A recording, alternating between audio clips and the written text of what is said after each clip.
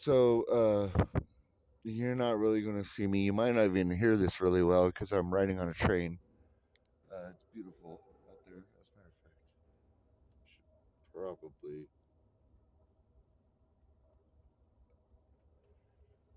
I'm in my train suite.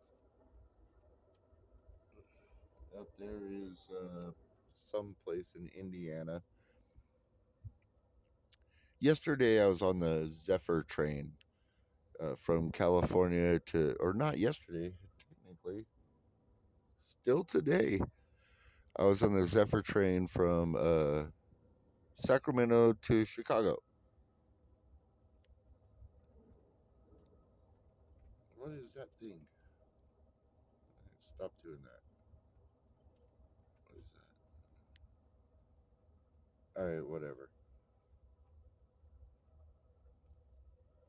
And the dude that runs the like snack bar slash bar, he's cool until today. Because this morning, unlike other mornings where I was waking up at 6 and going to my continental breakfast and just being part of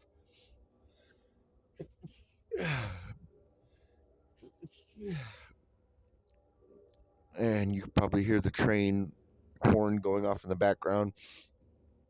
Anyway, I went in at like noon and he was like, "Oh, dude, where you been?" And I was like, "Oh, I slept in today because tomorrow's going to be a really big day for me, and I'm probably going to have to stay up all night." Yeah, because you guys don't do announcements from 10 at night until 7 in the morning about what stop is what, and I don't want to miss my stop. So I'm going to stay up all night. And he's like, "Yeah, that's good." And I was like, "I'd prefer it if you guys if every stop the conductor got on." Yeah, Jesus Christ. I said, "I'd prefer it if every stop the conductor got on the microphone and said, oh, this is the stop. We're here and here, just bullshitting to get my order." And this motherfucker looks me dead in the eyes and he's like, "You're the most selfish person I've ever met in my life. What about everybody else on the train?" And I'm like, what? I said what I'd prefer. And I told you what I was going to do before I said what I preferred. So I told you reality, and then I told you about fantasy, and you're calling me selfish? And he was like, "Yeah, you're fucking selfish. What the fuck is wrong with you? There's other people on this train." And I was like, "What?" Like, I told you I'm going to stay up all night so I don't miss my. I'd prefer, like, I don't understand how he understood. Like, this is the thing that, like, these fucking liberal minded motherfuckers don't understand that two things can be true at once. Like, I prefer to have a brunette with big tits as my wife. That's true. But the fact is, I don't have a wife, which is also true. Those are two things that are true at the same time when it comes to me. I was just telling him what the fact of the matter was, and then going, "Man, if I lived in a fantasy world, I'd like this." But then I thought about it. I've been trapped in a fucking tin can for almost 3 days traveling across country. When you stop for a quote unquote fresh air break, you get 2 minutes. 2 minutes to get off of the fucking train, walk around a little bit. Like me, I'm a smoker. I get 2 minutes every fucking 45 or every 3 hours to step out, light a cigarette, take a puff, and then all aboard. And it's like, fuck, I gotta get on. Like, so my rights aren't taken into account here. I'm not like, they're not like, "Oh, this guy's a smoker, so we've got to sit here for another 15 minutes." They don't take that into account. But because I said I would prefer if the fucking goddamn conductor announced every stop, "Oh, I'm asking too much of people. I'm asking too much. Motherfucker, that's bullshit. I'd prefer, like, instead of stopping for me to smoke, I would prefer for the conductor to come on the fucking mic every fucking stop and go, oh, yeah, so, we're running an hour and a half behind, but we're about 20 minutes from Toledo. If you are getting off in Toledo, now would be a good time to pack your bags. I don't care what time of day that is. That's helpful to everybody on the train. That is decent information. And the noise. What about the noise everybody else has got to deal with? What about the fucking noise? You're on a fucking train. I don't know if you've ever ridden on a train. This is my first time riding on a train. Sure, if you've been riding in trains your entire life and it's been 15 years, I'm sure it's real easy for you to cut off the fucking background noises that happen. But trains are fucking loud. On the outside, you've got the engineer constantly honking the fucking horn. You can hear that no matter the fuck what. If there's another train coming towards you, he's honking his fucking horn too. And when the two trains pass, it makes a sound, right?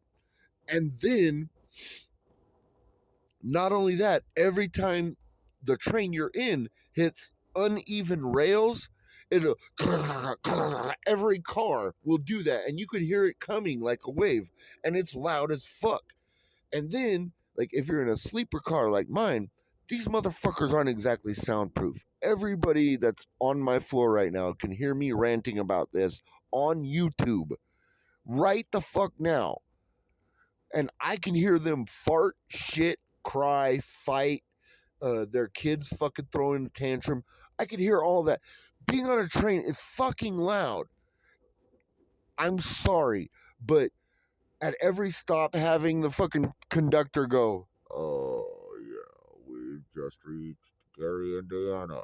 Gary, Indiana. We'll be there in about 15 minutes. If you're getting off in Gary, Indiana, now would be a good time to pack your bags, get everything taken care of. You might want to wake up a little bit.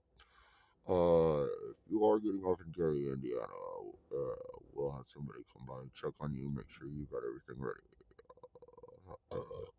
Have a nice night. And that would only happen like once every 2 to 3 hours. If that's the only noise I fucking heard on a train, I'd be fine with it.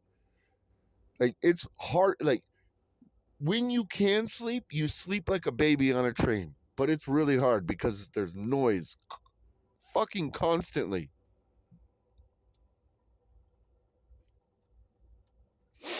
Anyway, I made this video for YouTube because I'm filing an official complaint against the dude on the Zephyr on February, what is it, 15th? Or no, it's February 15th. The dude that ran the Zephyr from Sacramento that was in the snack bar. I don't fucking remember his name. He's got a beard and a mustache, and he's got this whole Chicago, but I've got this whole hippie vibe fucking dude that was working in the Zephyr from the 13th to the 15th.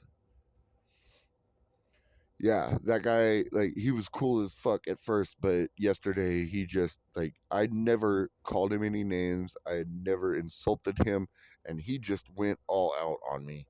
And it was like, dude, I don't care about your political, like, you are in customer service. When you're in customer service, you keep your fucking political views well behind money.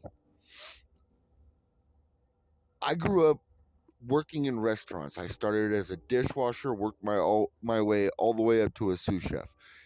Here's what you do. Yeah, at the lower levels of working in a restaurant, your thought is, oh yeah, whoever came up with the customer is always right was always a customer because customers suck.